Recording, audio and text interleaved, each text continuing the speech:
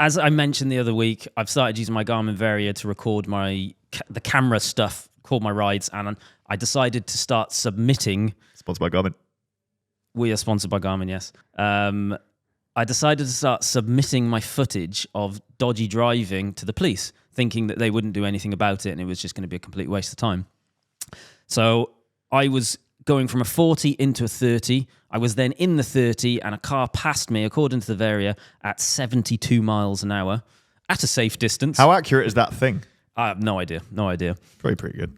So I submitted it from my phone, sent the file to my phone, was looking at it on my phone. I couldn't quite work out what the details were. And then I submitted it to the police. They phoned me literally the next day, which I was surprised at. And were like, oh yeah, can you resubmit it with a number plate on? It's like clear as day, just to submit. And I was like, is it clear as day? He was like, yep, clear as day, just get it resubmitted. So then I sent it to my computer, and yes, it was clear as day. So but you couldn't see it on your phone. But I couldn't see it on my phone. But I think you've buried the lead here, Jimmy. You caught someone doing something like 75 in a 30. You submitted it, kind of thinking that the police weren't going to do anything about it. But they rang you the next day and they basically said, we're going to prosecute this guy. We just need you to provide a statement with the...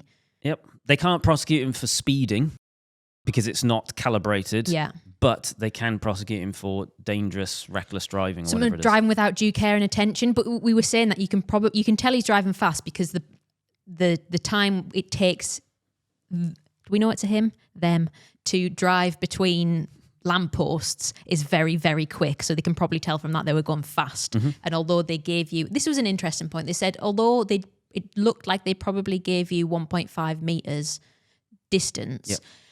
that is the recommended minimum distance at 30 miles an hour. And if you're going more than that, you need to give more room, which usually isn't possible. Which means, slow down. Or slow down, exactly. Which I don't think that message is communicated at all. No, it's not. So it will be interesting to see what happens. But I think that it made you want to submit more, knowing that they actually got back to you. Yeah, I assumed it was a complete waste of time. But that response has made me confident that it isn't a waste of time. And I want to become the new cycling Mikey and become the Northeast answer to the most hated man in the world.